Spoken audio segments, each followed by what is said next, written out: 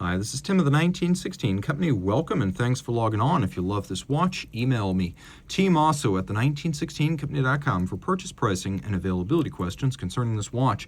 And this watch is part of the new for 2026 Breitling Chronomat collection. Although the name dates back to the early 40s, the Chronomat as we know it today dates back to 1984 when, with input from the Italian military Frecce Tricolore aviators, Breitling launched the Chronomat as we know it today. Now, the last full-line Chronomat redesign was 2020, and there have been some changes. Breitling wants you to know about them, but first, let's go through size and ergos. This is the Chronomat B31 Automatic 40, and the timepiece features a platinum bezel and a steel case and bracelet. We'll throw it on my wrist, which is 16 centimeters in circumference. It wears nicely. Comfortable, flat enough to fit underneath a tight sleeve or a dress cuff. You can see that the edges of the case are far inboard of the edge of my wrist, so I think you could wear this on a wrist as small as 14 centimeters circumference. My wrist is 16 for reference. This is a nice replacement for something like a Rolex Datejust. It's going to be a lot less common, and it has a lot of aesthetic and technical refinements that might even nose it ahead in the esteem of an open-minded collector. So the timepiece as you see it's going to cost $9,800. If you're seeing this, you're probably seeing it within a few hours of the launch of the watch. It's available now. Reach out to me. You know how to find me.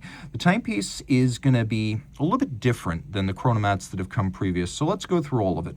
You can see we now have a true integration of bracelet with case. Previous generation Chronomats did feature a little bit of a horn between the lugs. That horn spacing was where the bracelet or the strap would socket in, and those gaping horns gave the look of a watch that was not fully integrated. Now, we still have a spring bar junction on the bottom, but it's underslung. It's not quite as integrated as, say, a Rouleaux or a Nautilus. You can still remove this and put a strap on it pretty easily, but you don't see any of that from the top side. The bracelet is of higher quality. You can already see the removable links are now fixed by screws rather than pins and bars as in the past, so all you need is a screwdriver to size this bracelet.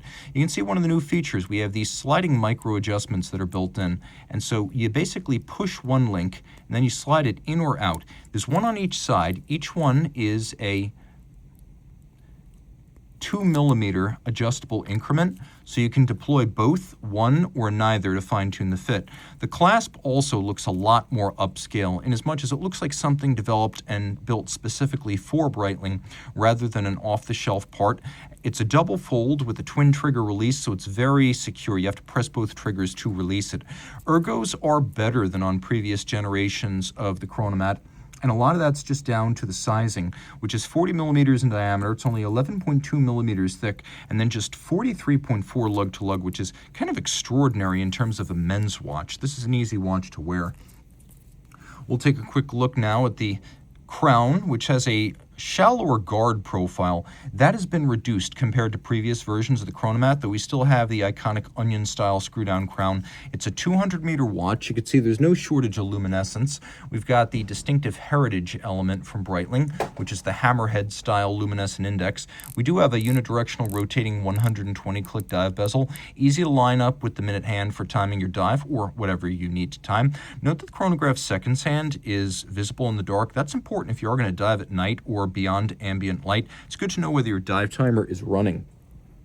The ice blue dial on modern Breitling watches is your cue that you're looking at something that's a little bit special, and that's usually an indication that the bezel of the watch is platinum, and indeed it is. Other changes that have been made compared to previous Chronomats include basically a sleeker bezel. The rider tabs are no longer separate pieces or as tall and prominent, and we no longer have the polarizing captive bezel design with the lateral screws. It is a very refined action. Mechanical enough to satisfy from a tactile standpoint, but also refined enough that it doesn't feel gritty or packed with sand or rough. A bad dive bezel can really break a watch. This makes the watch.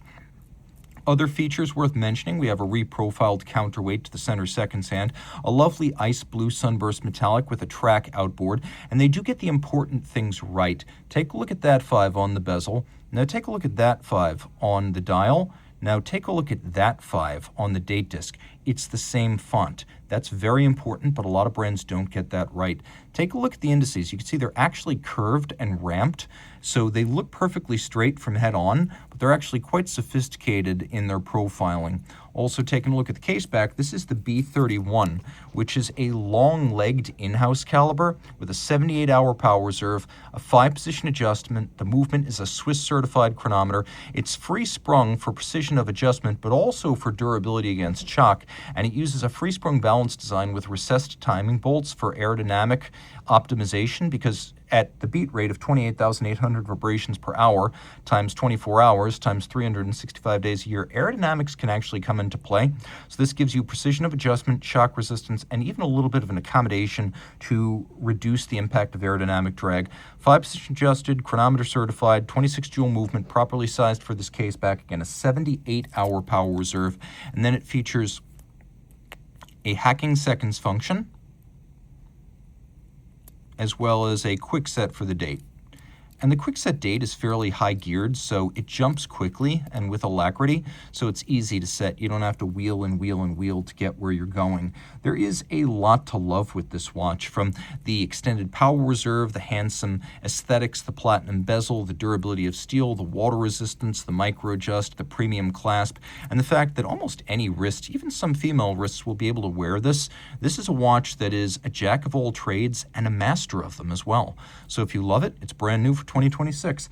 This is a $9,800 watch. Reach out to Team Mosso at the 1916company.com for purchase and pricing details.